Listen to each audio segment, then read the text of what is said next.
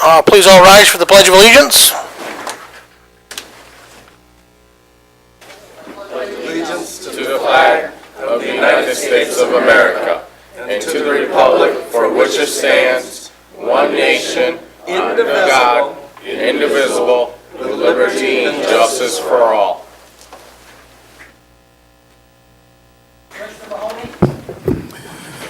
Lord, we come to you in prayer tonight and ask you for grace, ask you for peace, ask you for guidance, ask you for wisdom in doing the county business tonight.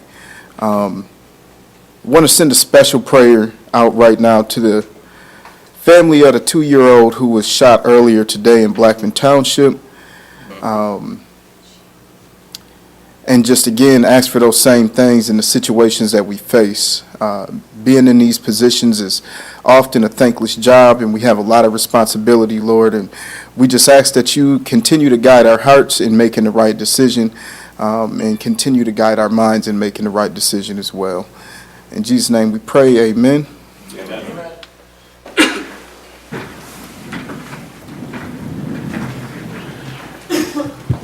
I shall ask all commissioners and people present, please adjust your cell phones to mute or vibrate during the meeting out of respect for all the speakers. Thank you.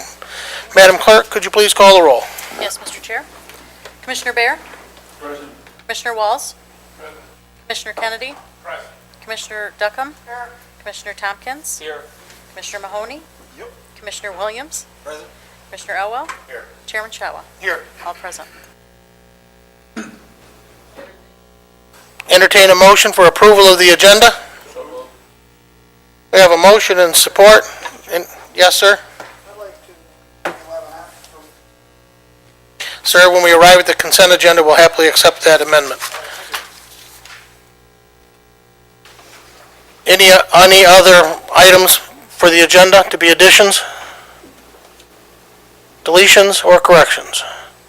Seeing or hearing none, all in favor, please say aye. Aye. Those opposed? Duly carried. There are no awards and recognition this evening. Are there any communications or petitions? Please come forward and give them to the clerk. Seeing nor hearing none, at this time we have a special order public hearing for the Enterprise Group, the Brownfield Plan public hearing. Ms. Guerrero. Thank you, Amy Guerrero with the Enterprise Group. Tonight you have before you a resolution of approval of a brownfield plan for Kelcade DEP. DEP is Diversified Engineering and Products. It's located in Blackman Township. Some of the parcels that they own are also located in the city of Jackson. And by consent resolution, both Blackman Township and the city of Jackson have endorsed this project. The project will allow for the collection of tax increment to pay for eligible environmental costs on behalf of the developer and the Brownfield Authority. And I'd be happy to answer any questions if there are any. Consider the public hearing open. Commissioners, any comments?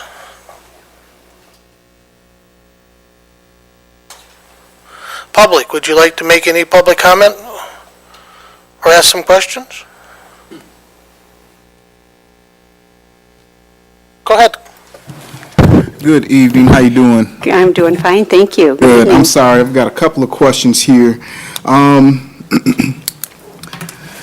Let's see here, so can you tell me under what condition this Brownsfield is being redeveloped? Is it due to contamination or?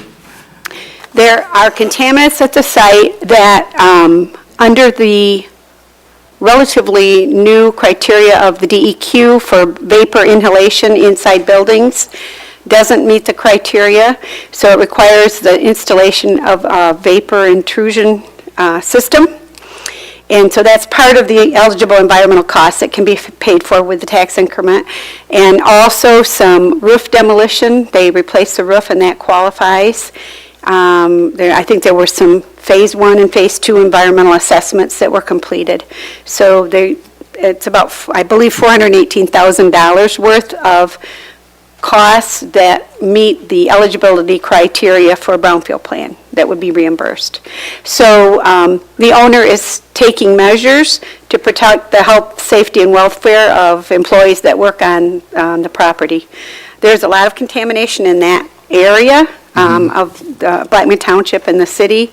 There's some plumes, we believe, and so it's not readily identifiable who is exactly is responsible, but the That was owner of gonna be the my next property question. yeah, they're being very responsible to protect the health and safety of the workers and the people that occupy the building. So correct me if I'm wrong, isn't that a part of the requirements that the PERT be identified?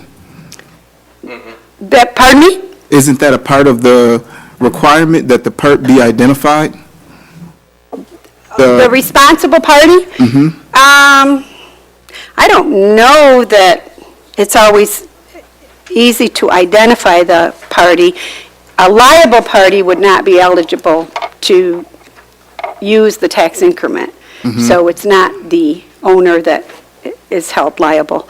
But I don't believe there's an investigation on who the liable party is. That's oftentimes on a big contamination site, the DEQ might investigate that, or the EPA, but most often on brownfield plans, there's not an investigation of who is liable, only to identify that the applicant is not a liable party.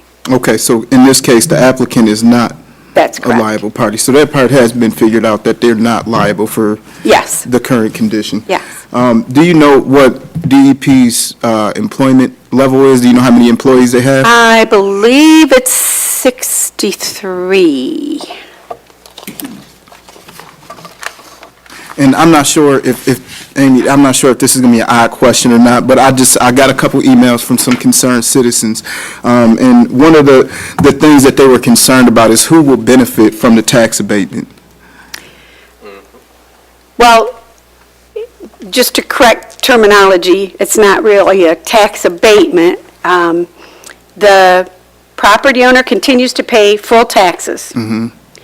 Those taxes via tax increment financing through the brownfield plan are collected, and then they're distributed to those that have incurred these costs that are eligible.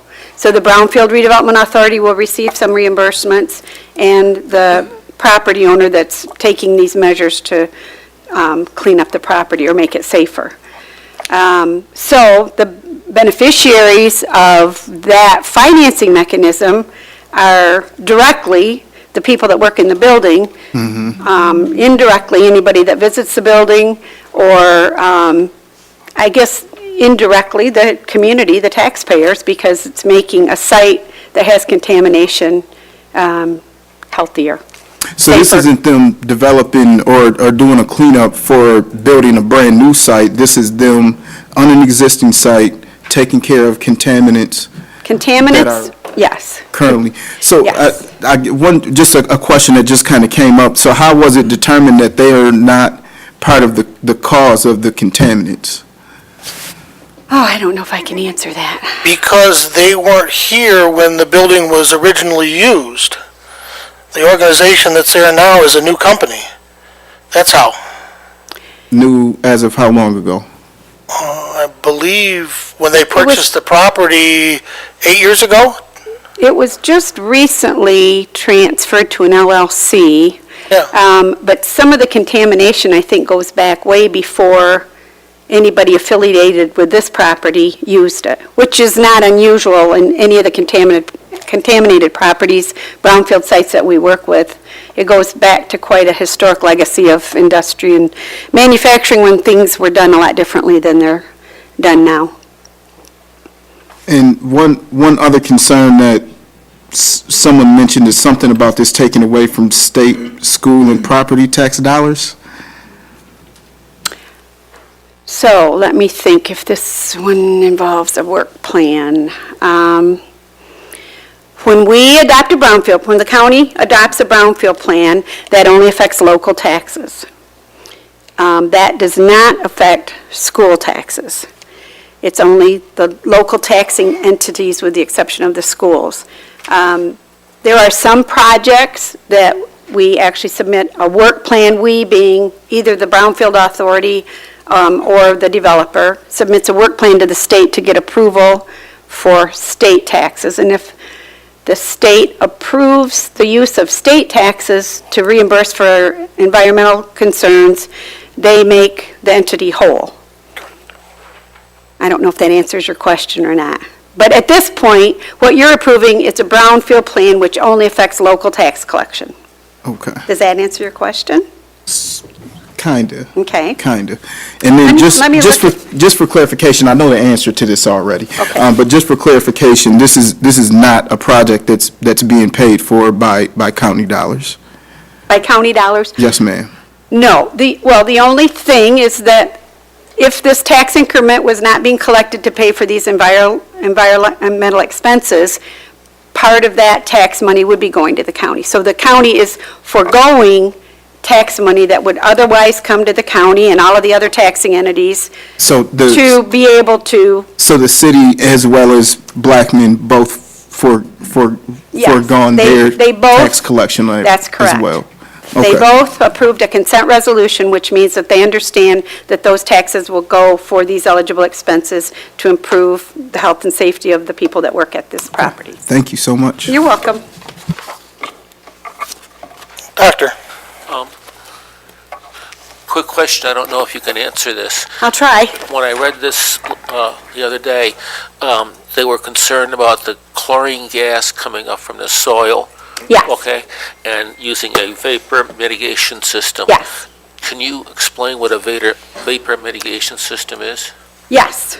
So, and this is something that the DEQ is being a little more strict on than they have historically been.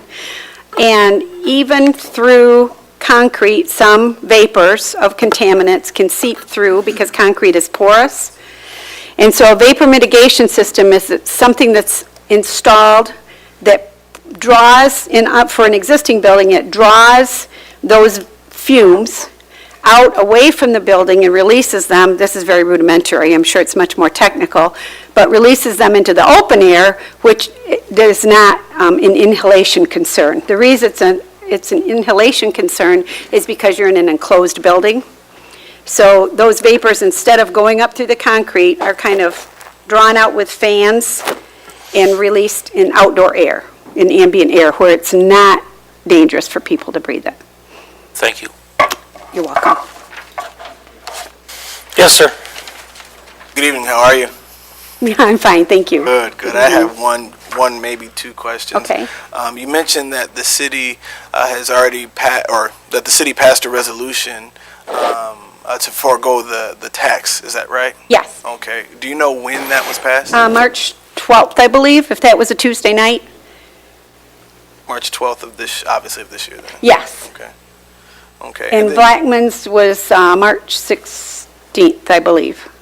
okay. March 16th or 18th. I'm sure I have, I do have it right here. What the March 12th date is? Okay.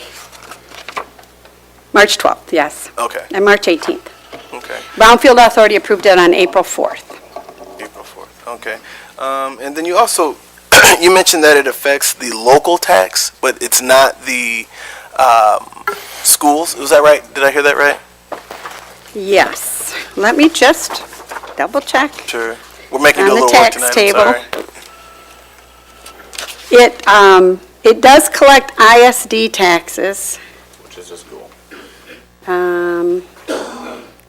but not high school.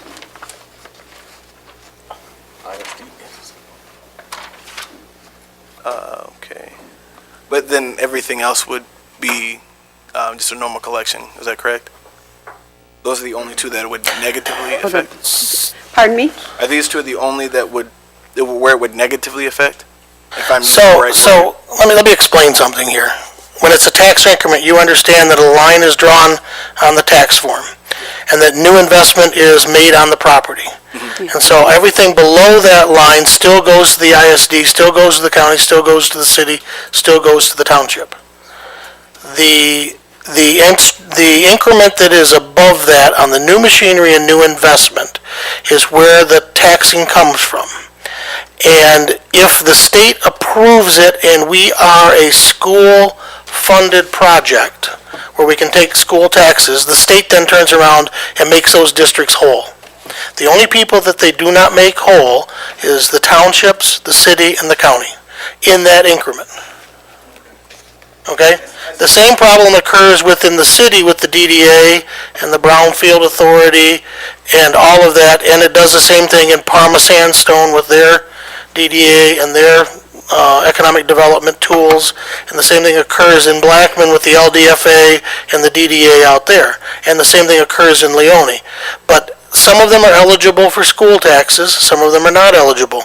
Now, the other thing the Board of Commissioners did back in 2008, we separated all new property being added to the Blackman DDA and the Leone DDA and the LDFAs to not be considered. So we opted out, but agreed to come back contractually for those developments. So we wanted to have proof of a development before we gave up our tax dollars. And they've agreed to that when a brownfield is established on a greenfield. Okay, and a greenfield LDFA or DDA would be Blackman, Leone, or Parma Sandstone.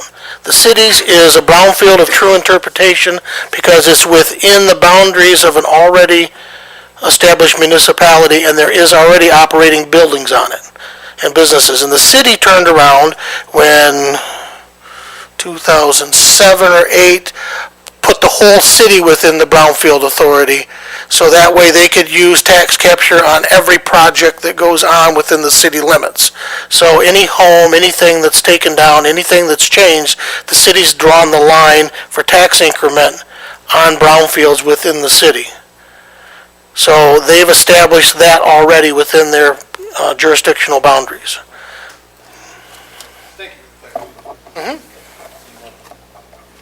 I'm all set. No further questions. Thank you. You're welcome. The public has one question for Amy. Can you tell me what the site was contaminated with? Do you have a list of contaminants that were at the site? I don't think we do here. The Brownfield Plan mentions Yep, go ahead. contaminants, if you want me to Yeah. respond to the Yeah. public. Yes. I'd love to.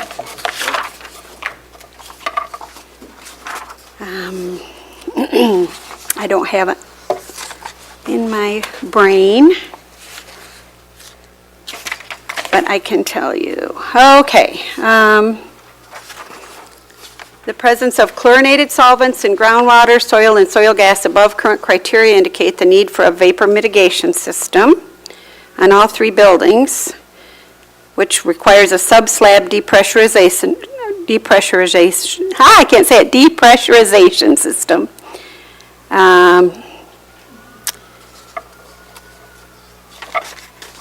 I don't know if you want more detail than chlorinated solvents. Yeah, I was hoping that I'm not sure if we, a variety. Well, the documents are all attached to the minutes of in the agenda of the Board of Commissioners meeting. You can read it there at that time, and if you have questions, we can be answered at the next Brownfield Authority also. All right, thank you. Yes, sir.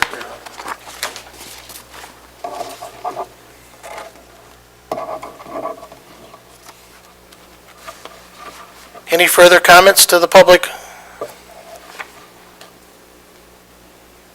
Any further comments? Commissioners?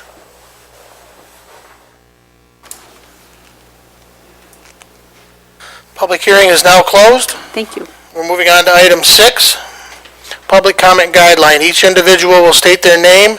You have 3 minutes to talk and address the board. You may only address the board once under this public comment opportunity and may not yield your time to others. Board members will not debate nor answer questions at this time. If you have this is first opportunity for public comment.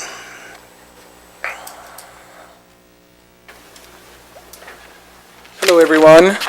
I'm here to make comment on the Cascade Lagoons Your name? issue. Alan Tuttle. Thank you, Alan. My name's Alan Tuttle. I'm a homeowner in the city of Jackson. My property is located on Douglas Street, which is just adjacent to the Cascades Lagoons and the Cascades Park property. All the homeowners in this little area of the city consider ourselves to be very blessed because we all enjoy being so close to the park where we can take advantage of the walking, biking, and hiking trails, and living next to the falls gives us a front row seat every night for the light show and for the annual fireworks. The improvements that have been made in the recent years really are wonderful to the entire community, so thank you very much for that. To provide a brief history, I purchased my home in May of 2004, and ever since I've owned the property, I've had an ongoing issue with my sump pump running constantly. In fact, it is not uncommon for it to discharge every 5 to 10 minutes during periods of heavy rain and during the spring thaw. It runs so much that I proactively replaced the old pump well before its end-of-life expectancy to avoid a potential disaster in the event of a failure. I'm lucky enough to have a B-dry water removal system in my basement, so I don't have standing water, unlike some of my neighbors, but if it weren't for that system, I would be fully flooded. So you can imagine my anxiety when we lose power. Additionally, my driveway is cracking more than what is normal and settling, and I have patches of moss growing in my yard on a regular basis. It was always my assumption that our neighborhood just had a higher water table due to our proximity to the Cascade Lagoons, and while that is part of the problem, we also know that is not the only part of the problem. The pipes and dams blocking the stream on the west end of the manor house, which were allegedly done without proper permitting, the Cascades Lagoons not being dredged years ago when it was first discussed, and the Douglas and Randolph Street drains that were redone during the West Ave construction are all contributing to the problem. The residents of our neighborhood really do love living in this area, and we, like every other homeowner, simply want to protect our largest investment. We chose to live near the park because it is special to us, and living here enhances our lives and brings us joy. But our property values, health, and emotional well-being are all being compromised by this ongoing problem. We would just ask that you please make this a priority, review the information, and take action on this critical matter as soon as possible. So thank you for your time tonight, and thank you in advance for your support.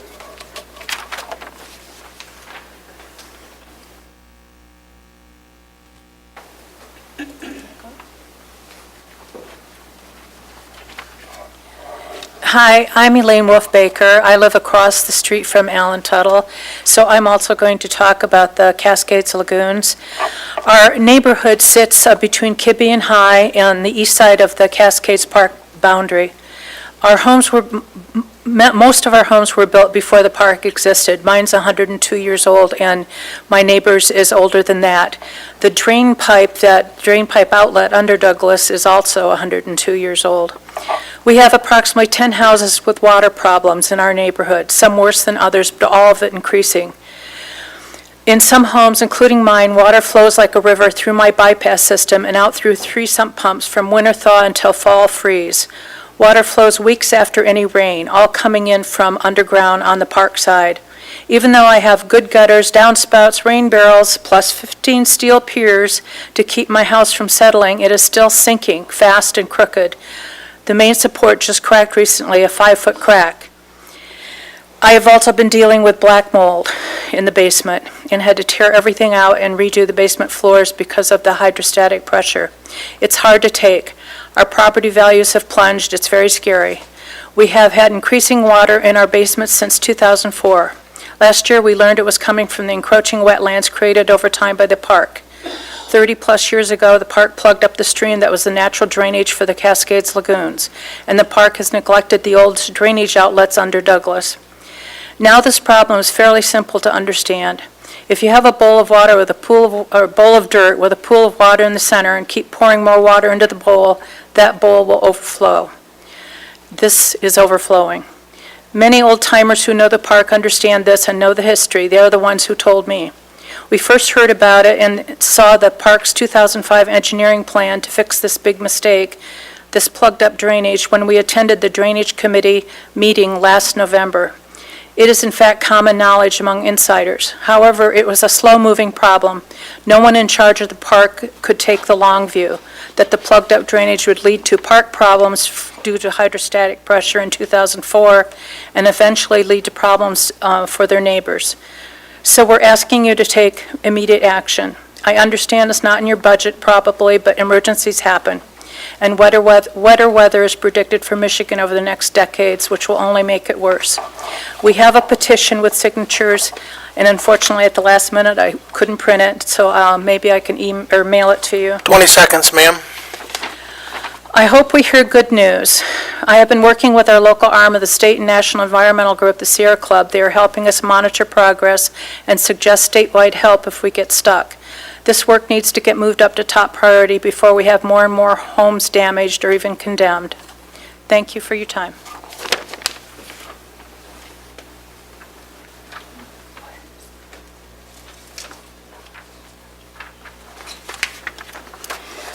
Hi, my name is Kimberly Wampler. I live on Douglas Street as well. We're on the east side of Sparks Foundation Cascades Park, and bought our house in 2009 because we were in love with the proximity of the park and the property and everything else.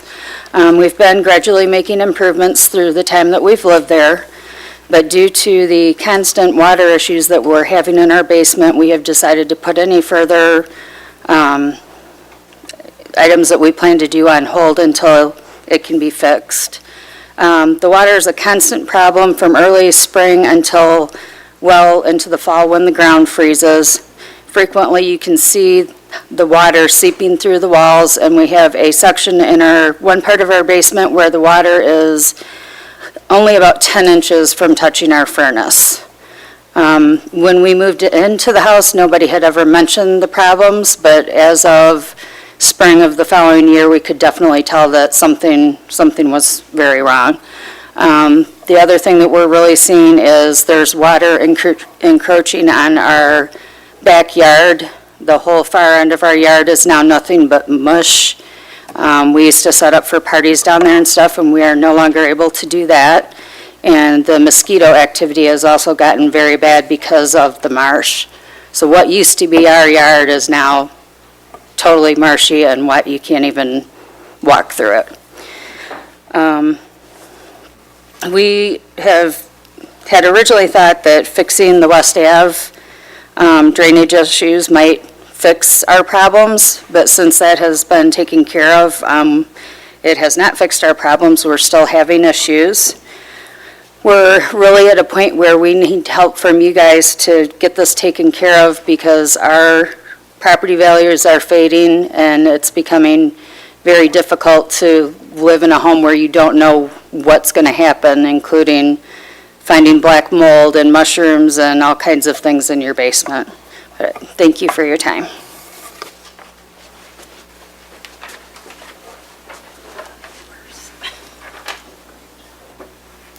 Good evening, Commissioners. Thank you very much for the opportunity to speak. My name is Colleen Sullivan, and I am the 6th Ward City Councilwoman for the City of Jackson. I also represent the 3 homeowners near the Cascades that just spoke.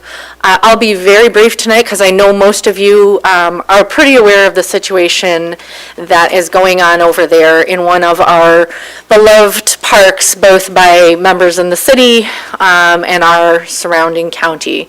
We all want to see this park be everything that it can be and that it used to be, but of critical need is ensuring that the homeowners who abut the park are not suffering damage as a result of those wetlands spreading.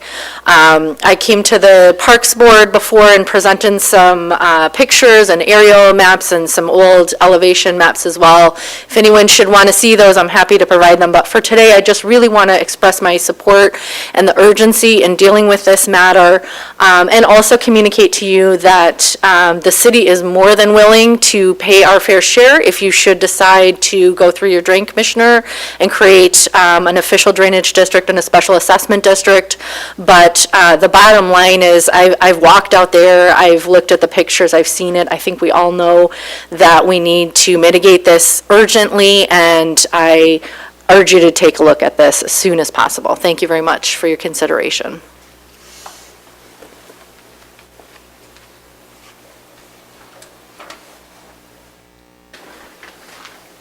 Good evening, Commissioners. My name is Israel Gray. Well, 2 I have. One is from the Brownfield Development Authority deal that we got going on.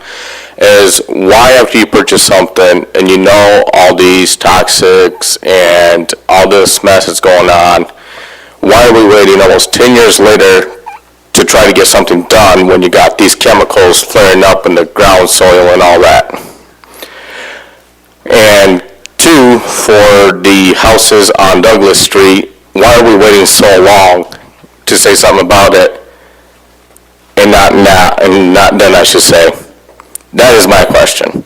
Why wait so long?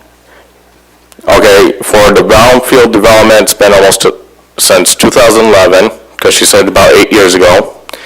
And the lady said she bought her house in 2008. We're at 2019. That is my question. If it's such a big issue, why now? Second, the fairgrounds. We had passed a ballot vote from the community of the county to where it was only the parks at the time that were recognized as Jackson Parks, not the fairgrounds. Now, since the fairgrounds name is being changed, somehow or some way, it's being thrown in there. I'd like some explanation on what's going on with this. And Mr. Mahoney, I know you sit on their board. So I'd really like to know what's going on here. The fairgrounds wasn't part of that at the time when we did the ballot.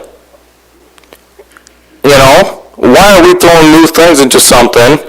And why are we being passed on by the city of Jackson to avoid all the fees and everything that needs to happen? That's part of being in the city of Jackson. If we have to pay things, the county should have to pay things for the fairgrounds to get approval for the building and all that, building repairs or building codes and all that. All those fees need to be paid.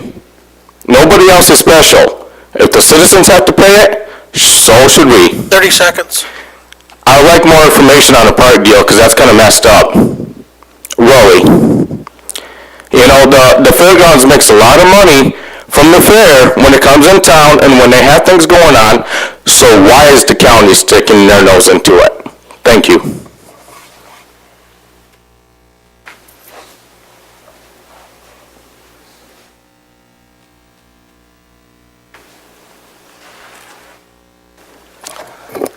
Peter Bournemouth, I want to comment on some national issues. Mussolini, in his seminal article, Fascismo, defined fascism as a merger of state and corporate power. So I'd like to just go over some of the people who are running our government right now. These are all Donald Trump, Mr. Pence appointees. David Bernhardt, an oil lobbyist, Secretary of the Interior. Andrew Wheeler, coal lobbyist, head of the EPA. Alex Azar II, pharmaceutical lobbyist, Secretary of Health and Human Services. Patrick Shanahan, Boeing executive, and, you know, war lobbyist, Department of Defense. And good old Betsy DeVos, Amway Harris, Department of Education. She wants to take $8 billion away from our public schools and then spend new $5 billion on private schools that teach the Jesus myth. Yes. You know, this is not what our founders imagined. I also want to talk a little bit about the other component of fascism, not just corporate control of the state, but Mussolini said fascisms are not peaceful. Fascisms rely on war and aggression. Since the Bush administration, George Bush Jr., we have $22 trillion of U.S. debt today.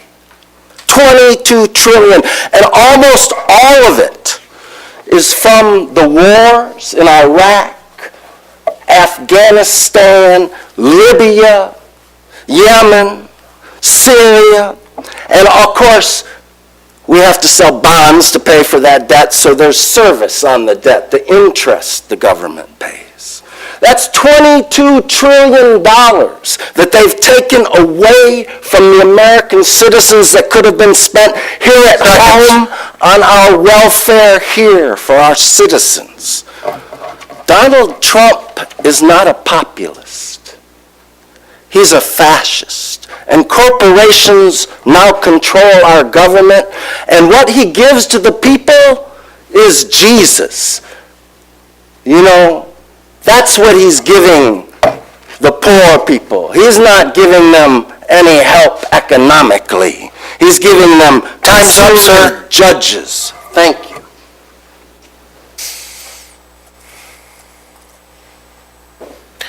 Any other public comment? Any other public comment? Public comment is now closed. We arrived at item 7, special meeting of Standing Committee of Human Services, chaired by Dr. Alan Tompkins. Dr. Tompkins.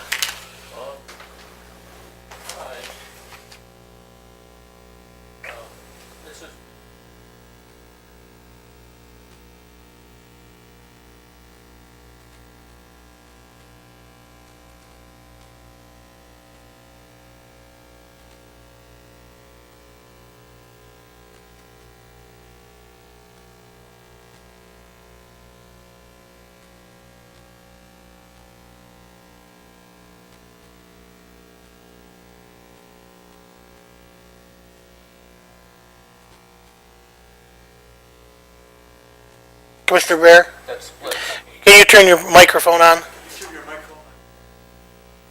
Okay, I'll go back to the beginning. Okay, this is for Mr. Blair, Corey Kennedy, Darius, You need to lean in, Doctor. Daniel, and myself. Okay, it concerns the county's health administrator, health officer, which is Mrs. Rajmi Travis, has been the one that's selected by a committee after interviewing multiple people, and it's dependent upon her being cleared by the state. We need a motion from our Health Human Services Committee. So moved. Any discussion?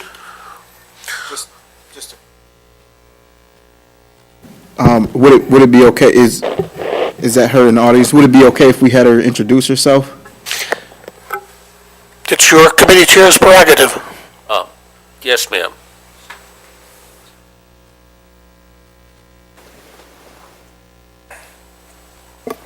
Good evening. I'm Rashmi Travis, and I currently work for the state of Michigan. And previously in my role, I worked as the health officer for Allegan County for about 13 years. So I look forward to joining Jackson County Health Department and serving the citizens and residents of this county and working closely with Rich Toon, as well as the Human Services Committee in my role. Thank you. Thank you. So, we have a motion. Anyone second it? Okay. Any other discussion? All in favor? Aye. Opposed? None. Thank you, Doctor.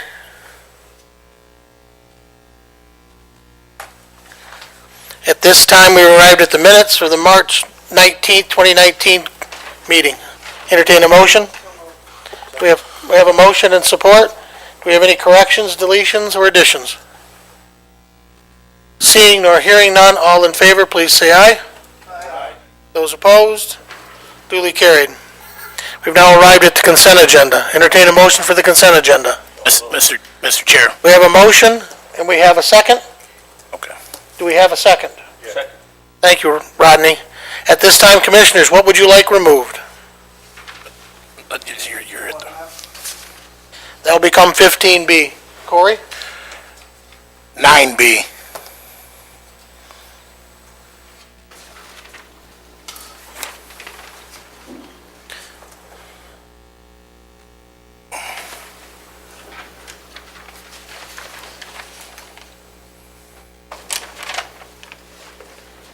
That'll become 13A, Commissioner Elwell.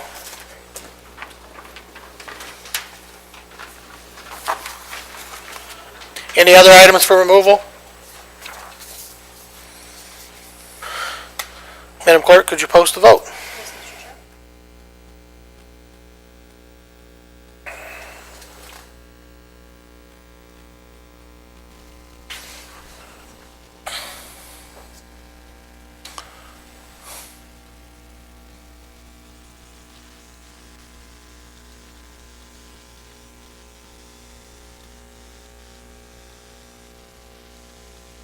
Thank you. The consent agenda as modified has passed unanimously.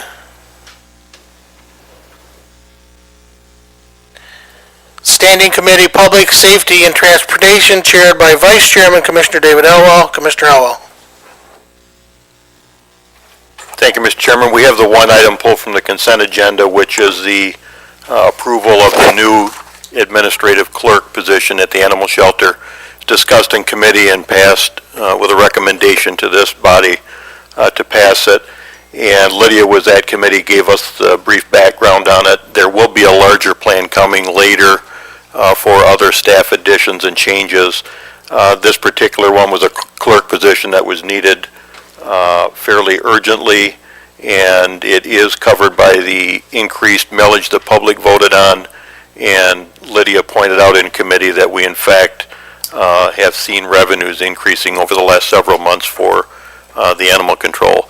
So with that said, I would move for approval of the new position of full-time administrative clerk at the animal shelter. We have a motion. Do we have support? Support. Commissioner Kennedy, you have questions? No questions, just a brief point. The cost of this position is going to be $52,449. That's including the fringe benefits. My concern is the additional revenue that was presented to us that morning was slightly below that. So adding a position for more than the additional revenue we brought in concerns me a little bit. I don't necessarily think we don't need a position, but I just wish we had examined possibly the potential of trying it part-time without the fringe benefit cost, and then reassessing the situation and changing it to full-time if needed. Those would be my comments. Thank you. Any other commissioner comments? Commissioner Blair. If this position is being necessitated and justified by the millage, if the millage runs out, or if the new donations gets lowered so that the funds aren't there, will this position be terminated? Administrator Overton? Actually, that's exactly how it works. The county is very responsive to all of our positions of this nature, because this is a separate, it runs like a little business over there. It has its own millage for 10 years, so we got a long time for that. And it is never intended to be a profit center. Generally speaking, animal control, animal shelter, those type of services do not pay for themselves. They're considered a community service for the health, welfare, and safety of the people in the community. There's plenty of state laws to that effect, as far as that goes, that we have a responsibility to do that, whether it pays for itself or not. The added animal shelter, or I should say animal control officers, are bringing in obviously a lot more animals and things like that that need attended to, so that's why the increase for the position. And of course, with that, they did speak to the revenue. We have seen a lot of revenue increase because we have more people that are pushing, social media and other avenues of advertising for the animals that we do have in our care. Commissioner Elwell. I actually might cover one of the points I wanted to make, which is hopefully all the commissioners here that are on social media like Facebook are Facebook friends with a shelter. If they are, they'll see the great job the shelter does in promoting getting the animals out. They're much more responsive as of late. They're very busy with the social media post and other things, record keeping and accountability there. And I'm very happy for the way I see things happening, and don't want to burn out the people that are there working now, that are probably working a lot of hours to get those things done. And clearly the public supports our endeavors with the animal shelter with the passage of the millage. So this for me is a no-brainer. I will look closely at the next plan they come with for staffing, but I think this one is certainly justified. Thank you. Commissioner Duckham. Yes, and maybe I'm not looking at this right, but it seems to me that the revenue that the animal shelter has generated is a quarterly revenue. and we're comparing that to an annual salary. Yes, no? If I may, frankly, from our perspective, the revenue, you set that aside. We have a need for a clerk to help us take care of animals that we're taking in. Our revenue could be status quo, and we still have responsibility to feed and to clean and take care of those animals. So we could be losing money on the animal shelter, and we would still need this clerk position. There's a reason the public approved a 10-year millage to pay for this service the community expects. And again, not to overemphasize it, but actually I'm not sure I can, the health, welfare, and safety of the community in regard to the animals and things that we pick up. Maybe I misspoke. The revenue from last year to this year went from 18,000 in the first 3 months to 50,000 in the first 3 months.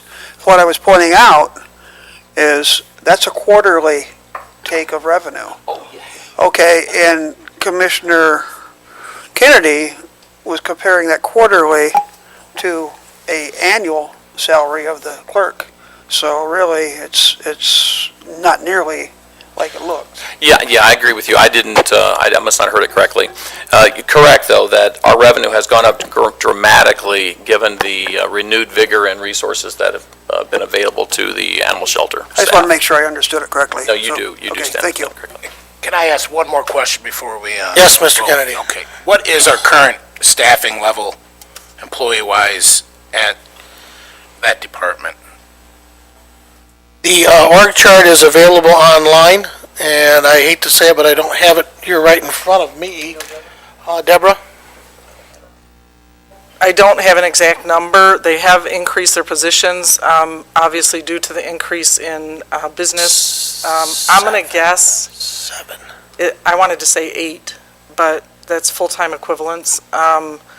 7. So, yeah, it's, Richard, do you know? On a 8. full-time equivalent basis, it's closer to 7. Okay. Thank you. Any further questions? Madam Clerk, could you please post the vote? Yes, Mr. Chair.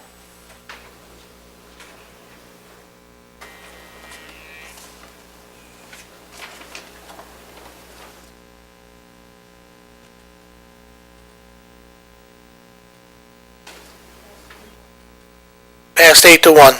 Thank you. Vice Chairman Elwell? That's all I had to report, Mr. Chair. Thank you. Thank you. At this time, the Standing Committee for Human Services. Dr. Tompkins.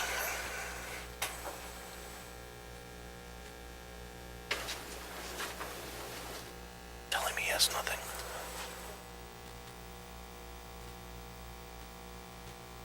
Thank you, Doctor. Standing Committee, General Government, Commissioner Duckham, you have appointments plus an additional item. Thank you, Mr. Chair. Yes, we do.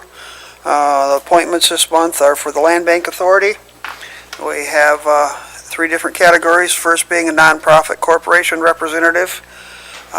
Lindsay Knoll has applied, and she was the General Government Standing Committee appointee. So I'd bring her forward. Any nominations from the floor? Seeing nor hearing none, all in favor? Aye. Opposed? Duly carried. Commissioner Duckham. Secondly, a real estate representative, we have no application, so we'll have to look again next month. A township supervisor, the current member was Pete Jancic.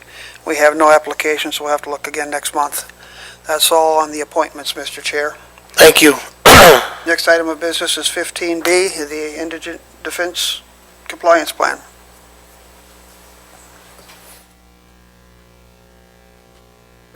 If I may ask Deborah to give us an overview of where we are, what the timeline is, some of the ramifications of the program. Sure. So we recently voted to move forward with our 2018-2019 plan. So we do have the position posted for Chief Public Defender. That position is on our website as well as SCAO's website. We look forward to hiring that individual. We will also be posting, once we get that person on board, there are 5 other positions that have been approved for the 2018-19 plan. So we anticipate receiving money. The MIDC has notified us that all of our paperwork is approved for this year's plan. They anticipate giving us our first 50% payment within the next 2 to 3 weeks. They told me probably by May 1st, we should have our first 50% payment.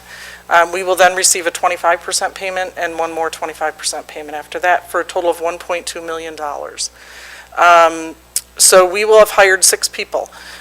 This plan that you're voting on is for 2019-2020. It is to begin the state of Michigan's fiscal year is an October 1 to September 30 plan.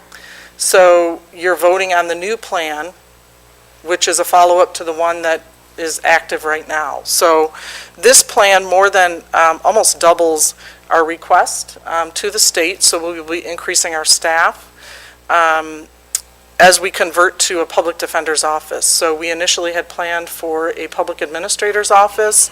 We will be hiring more attorneys, which will gradually eliminate our contractual staff at the courthouse for the public defenders. Part of the reason for that is there's a new mandate that will be going into effect, I'm told, by the MIDC October 1 of 2020, which is a minimum hourly rate, which makes it cost prohibitive to maintain those attorneys on a contractual basis. So it's more cost effective to hire them. In the event that this does not pass tonight, consequences would be, A, we would have to lay off the staff that we are in the process of hiring. We would obviously put a stop to the plan effective October 1st. So we would start up our plan, which is what we're in the process of doing right now. And then October 1st, we would have to stop because we would be out of funds. And this would prohibit funds from coming in effective October 1st, 2019. So this plan is for October 1, 2019 to September 30, 2020. We have to do this every year. The grant request is an annual request, so you will be seeing this every year to continue the plan and to continue to request for the grant funding for this program. So it is an annual request. Commissioners, entertain a motion? Oh, come on, hold on. I apologize. Tony Bear? I've talked about this issue before, as several people have, about an unfunded state mandate, which is unconstitutional. Recently, I was able to speak with one of our state-level elected officials and asked if they were intended to fix this, since it's unconstitutional. And I was just told, no, they have no plan on fixing that unconstitutionality of it. I'm sorry to hear that. Any other commissioner comments? Yes, sir. Just 2 questions for clarification, right quick. Deb, what was the full proposed cost of our initial plan? The plan for right now, that's 1.2 million. And the plan going And how much of that plan was approved to be paid by the state? 100% of the 1.2 was the request. Do you propose or see any issue with the current plan, even though there's an increase of requested money due to the increase in staff? Do you see, for some reason, that not being funded? The only position I put back in that they told me to take out before, they have made it very clear they are not approving any prosecutorial staff. We had that in our initial plan, but before I submitted it, they told me I had to take it out. So I took it out, otherwise it would have been rejected immediately. I've added in a court clerk in my conversations with them back in 2017 when I was preparing for this year's plan. They told me they would not approve a court clerk because they felt the court clerk would be doing some of the same things as an executive assistant in the office. So I have put back a court clerk into this plan, which is about $46,501 and some change.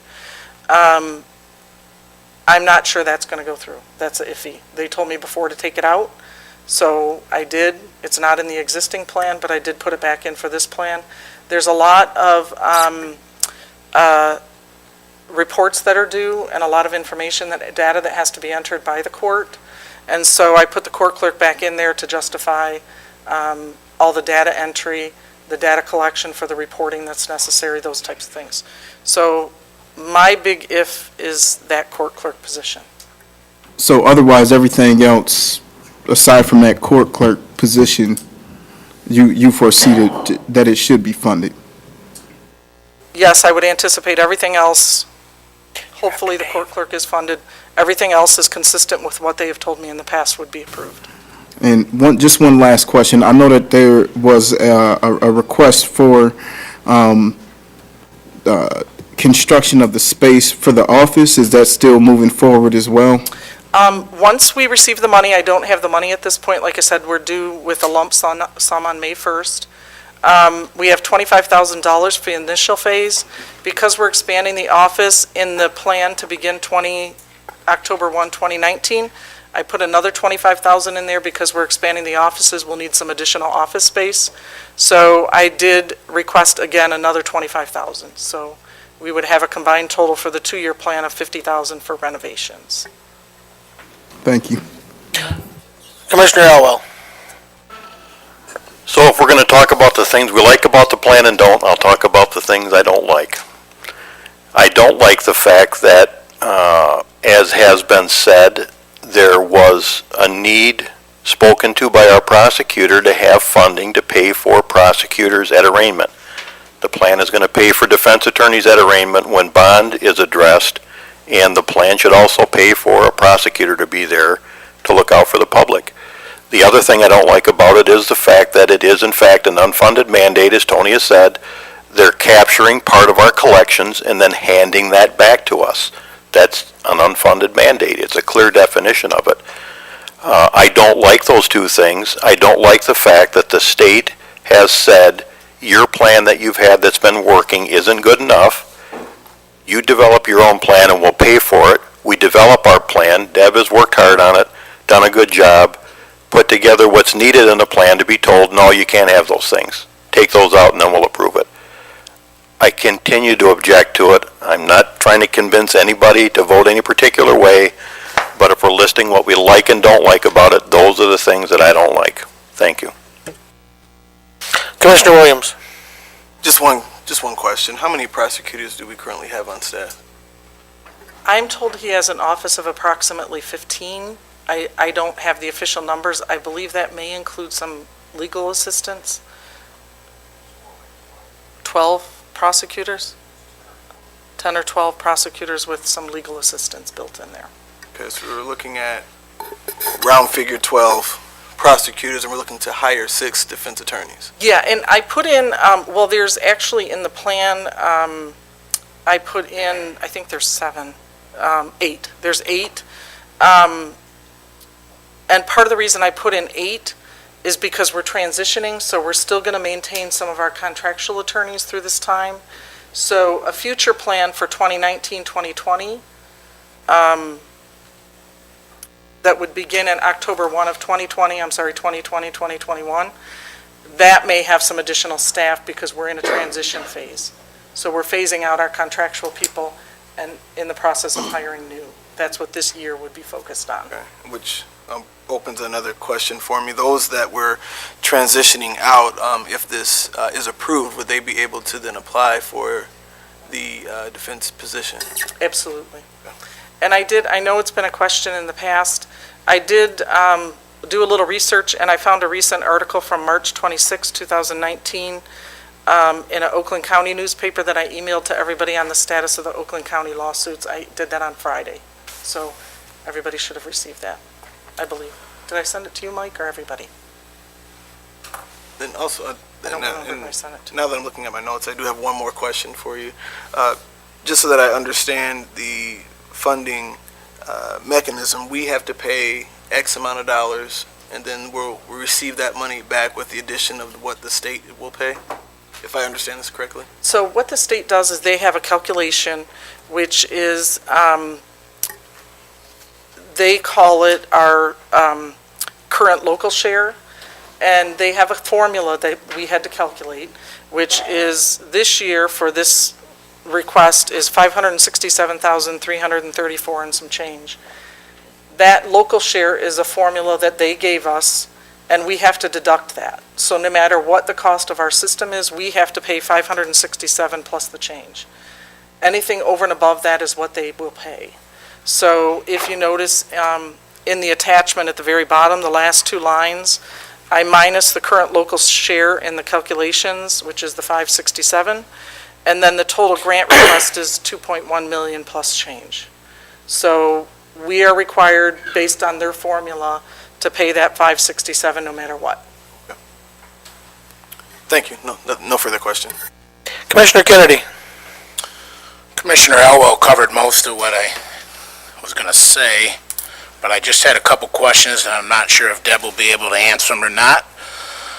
Has the prosecutor given us some type of an estimate of the cost that his department's going to incur from this?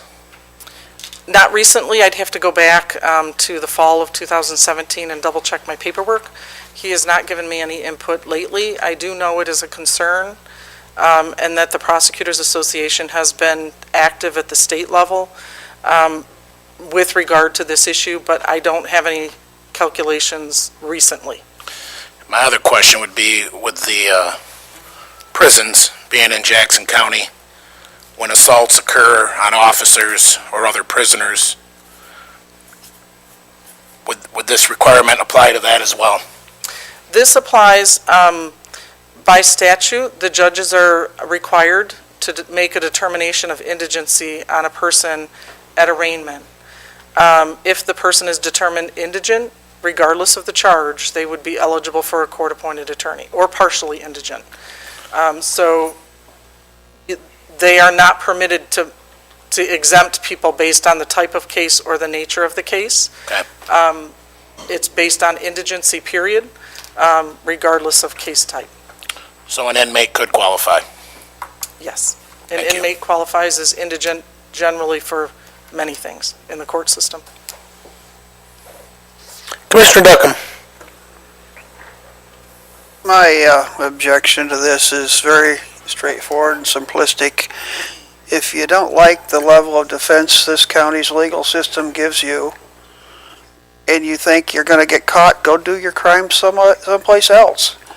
I mean, that's the hazards of doing a crime, is you might get convicted. So why are we required to provide even a better legal defense for a person that goes out and intentionally commits a crime? I don't understand it. Thank you. Any other commissioner comments? Tony, and then Daniel. So currently, this plan does not include any funding or personnel from the prosecutor's office to be present at arraignment and bond setting. But this provides for defense attorneys to be present at that time. What would it take to rewrite this plan so that it would include prosecutors and funding for them to be present at arraignment and bond setting? What would that require? It wouldn't require much except to add in that person. Our plan would immediately be rejected. Say that last part one more time. Our plan would immediately be rejected. They would not accept the plan. Who would reject our plan? MIDC, the Michigan Indigent Defense Commission, which is overseen by Lara. They would immediately reject it. Okay, that baffles my mind. Part of their rationale, I've spoken with them about it on many levels and many conversations. This plan is a plan to fund defense, not prosecutors, which is the Michigan Indigent Defense Commission. So I understand the prosecutor's concerns, and I agree wholeheartedly, but this plan, hence the name Michigan Indigent Defense Commission, is to plan and to fund defense for indigent individuals. So that's why they're not funding prosecutors. So Okay, what would it take for Jackson County on ourselves to fund prosecutors so they will be present to represent the citizens at arraignment and bond setting? I've had to represent the conversations. victims? I can't answer that because I don't know how many prosecutors the prosecutor would request. I've had several conversations with him and told him to bring it before the board, and to my knowledge, he hasn't. So I've had those conversations with the prosecutor and indicated that if he had the need for staff as a result of this plan that wasn't covered, that he should prepare that information and bring it to the board. I've had those conversations several times.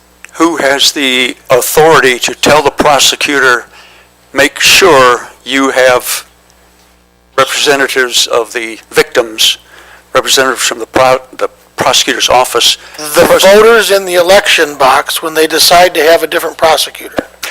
That's when, Tony. So once the prosecutor's elected and do whatever we want, we can't control it? He's considered a high elected official, sir, just like the drain commissioner, the clerk, the treasurer, register of deeds. Thank you. Okay? So, yes, the elected officials are the ones that make the, he personally can. We can request it. You can throw money at him if you deem it so appropriately. If he chooses to spend it on that, then he could spend it on prosecutorial, but he could use it for other items also. So the idea is to wait for his request, sir, and he knows. He's had the conversations with many commissioners. Commissioner Elwell. Thank you, Mr. Chair. Just wanted to say a couple of things. One, I appreciate the point that Deb has made that the legislation is Michigan Indigent Defense Commission, and it's to fund that, not necessarily meant to fund prosecutors. But the fact is that that is an unfunded mandate that they're creating by it. It's ludicrous to think that we're going to pay for a defense attorney to be at a court proceeding that has not been there before, but we're not going to pay for the prosecution part of it.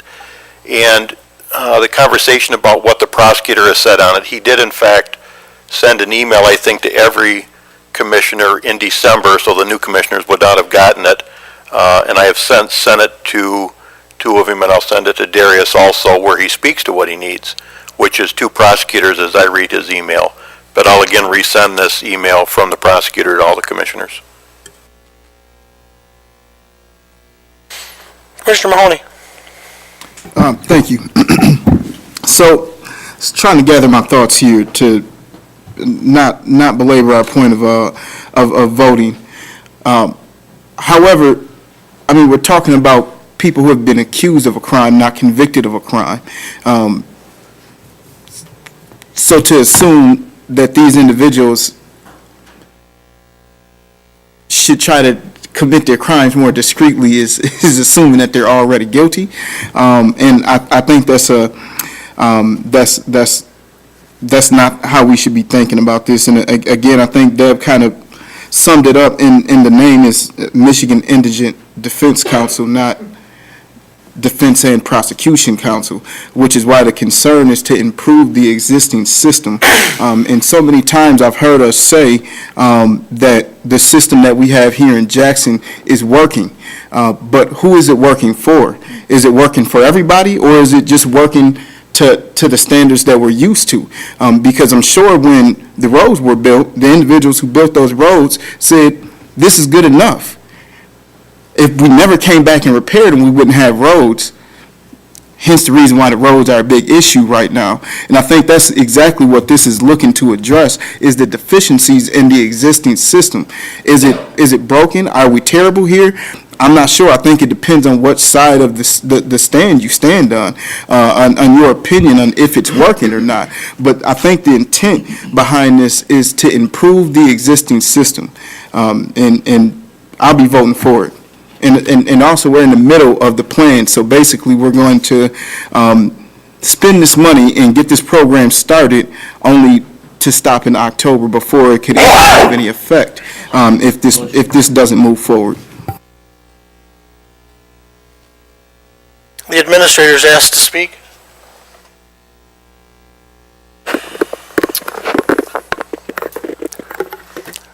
I think we're going in circles. We've had these conversations. I think we all agree that the state requiring us to give them some of the money that we have is an unfunded mandate. I don't think anybody really, I've not heard anyone tell me that they think that's wrong. or that's okay, rather. At the same time, I've heard people say that, we have a good program. And, we do. But I would hasten to say, some of the mandates that the MIDC has proposed, we look at them and go, you know what? We're remiss in that area. That was a good idea. We need to do that. Like having privacy so a client and an attorney can have a conversation. We were really negligent in that. We had people discussing personal matters in hallways. So, there's some good things coming out of it as well. The funding part, I obviously, we all have an issue. I have an issue with that. But I'll tell you what happens if we vote this down.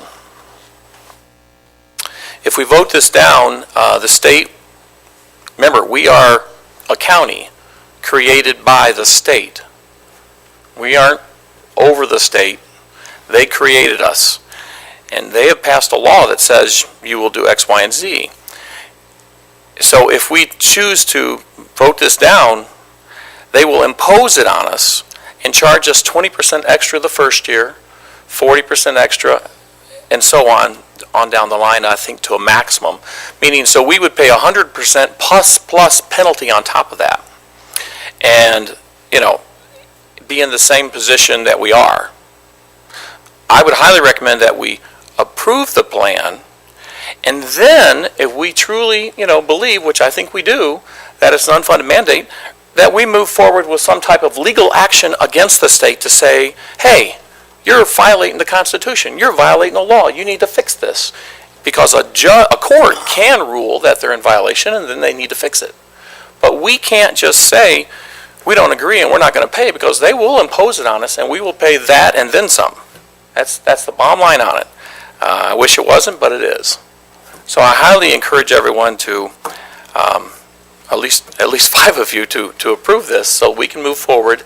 And then we can have that discussion about if you guys want to take up the arms and seek legal counsel opinion and file a lawsuit, so be it.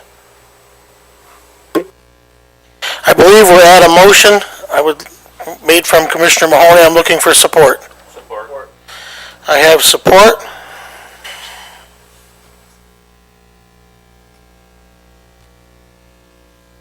Okay. With that, Madam Clerk, could you post the vote? Yes, Mr. Chair.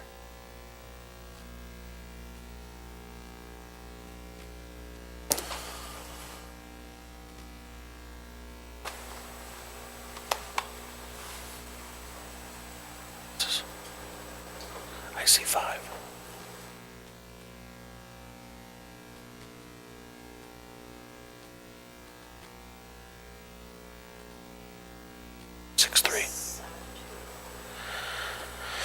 Motion passed 7-2. Now at this time, is the Board of Commissioners willing to direct the Administrator's Office to explore legal action in the direction that we should go and the cost involved?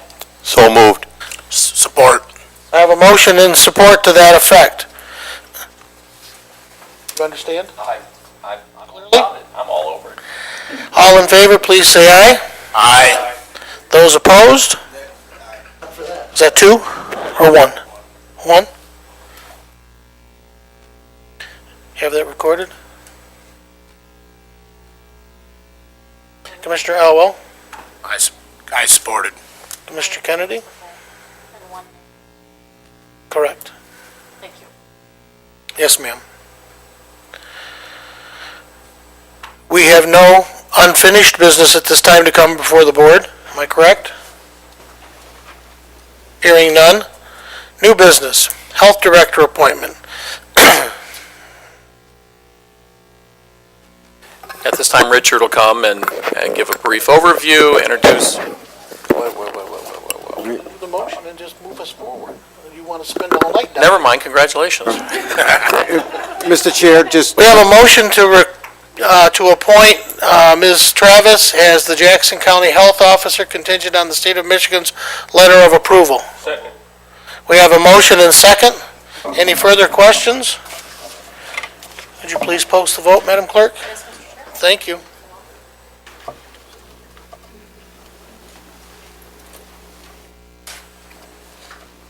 Please believe that passed 9-0. We now have arrived at the addendum to Mid-State Health Network. Mr. Chair, if I may, Yes, just sir? advise the board that this was contingent upon a letter from the state. We have that letter. Thank you, sir. Okay. Welcome aboard. See you at study session. Addendum to Mid-State Health Network Substance Abuse Use Disorder Agreement. Entertain a motion on the addendum. I move for the amendment. Addendum. We have a motion and second. All in favor, please say aye. Aye. Opposed? Duly carried. J.C. King Road Contract Amendment. My understanding of that is that we're saving money. Is that correct, Director Bolt? You can nod. You don't have to come all the way up here. You can nod. Entertain a motion of support. We have a motion and support. All in favor of saving money?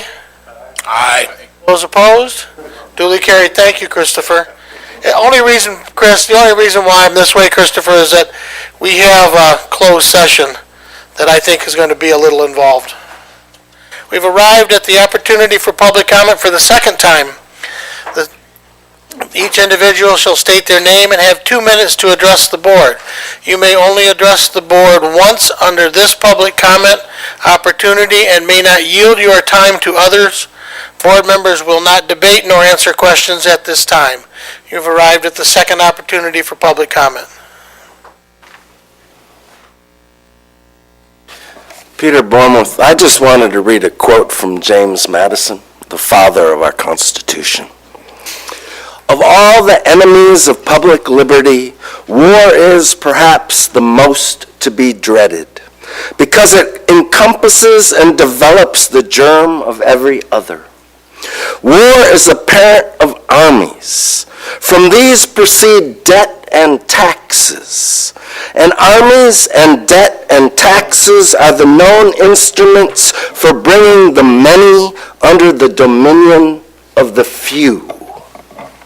James Madison, thank you. Any other public comment? Any other public comment? Public comment is now closed. Commissioner comments. Commissioner Elwell, Commissioner Williams, second. Thank you, Mr. Chair. None. That looks like it. And I'll Commissioner be brief. I just wanted to mention briefly that I'm hearing in public and reading on social media fairly frequently about our parks millage and the relationship to Keeley Park. And I came across a document from the city board packet that is listed as a departmental report, or we call them staff reports.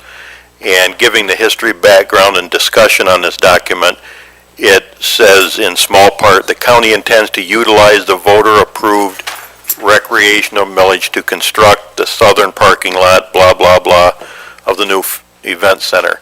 That is a wrong, inaccurate statement, and it's part of the reason that the misinformation is out there, and I think it was worthy and needed to be said that that is an inaccurate statement.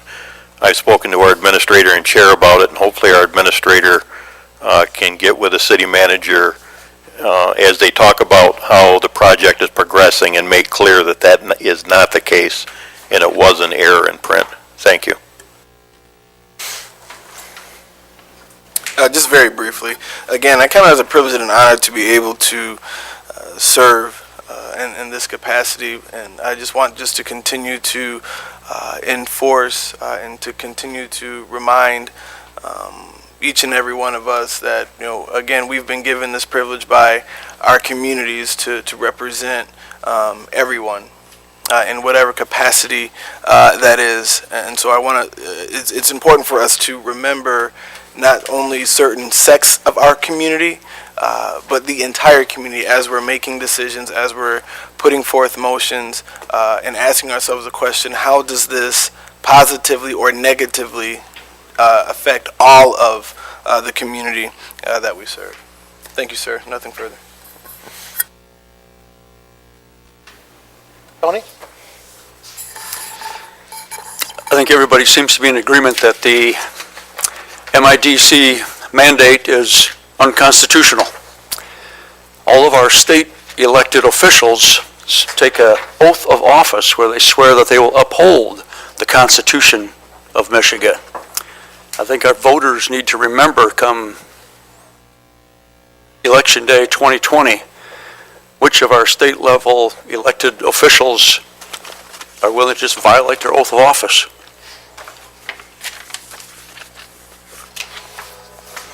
Any other commissioner comments? Mr. Williams? You mean Mahoney? Mahoney, I'm sorry. That's okay. I know who you're apologize. talking about. Yeah, This is going to be brief, but I believe all 3 shows have been announced for the fair, and tickets are on sale. I'm really excited about Boys to Men, and I'm excited about Foreigner.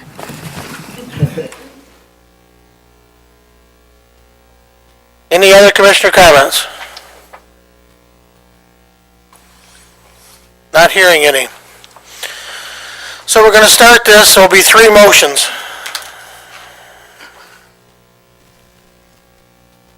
In accordance with MCL 15268, legal case number 3:18-CV-1, -01368 will be discussed. I need to have a motion for that. I have a motion and support. Madam Clerk, could you please post the vote? Okay. Commissioner Bear?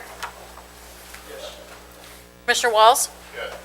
Commissioner Kennedy? Yes. Commissioner Duckham? Yes. Commissioner Tompkins? Yes. Commissioner Mahoney? Yes. Commissioner Williams? Yes. Commissioner Elwell? Yes. Chairman Shotwell? Yes. Okay. In accordance with MCL 15.268, a property purchase discussion. Entertain a motion? Motion and support.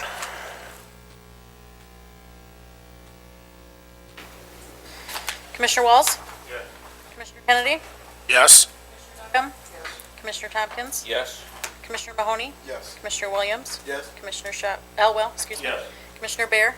Yes. Chairman Shotwell? Yes. Okay. Tell me when you're ready. I'm ready.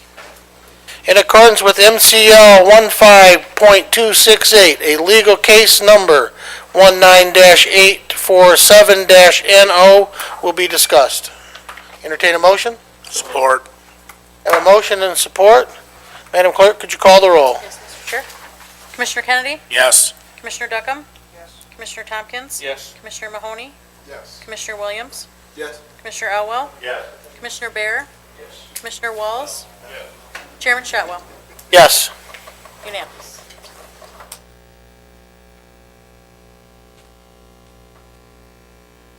Okay. Oh boy, oh boy. Chairman, I move to accept the attorney's recommendation on case number 19-847-NO.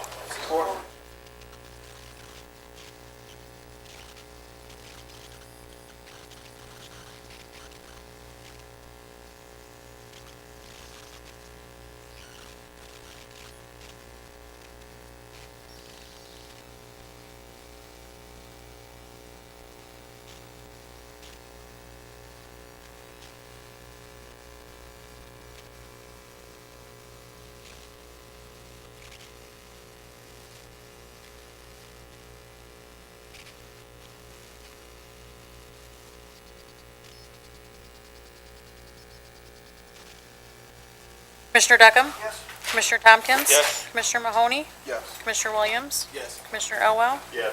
Commissioner Bear? Commissioner Walls? Chairman Shotwell? Yes.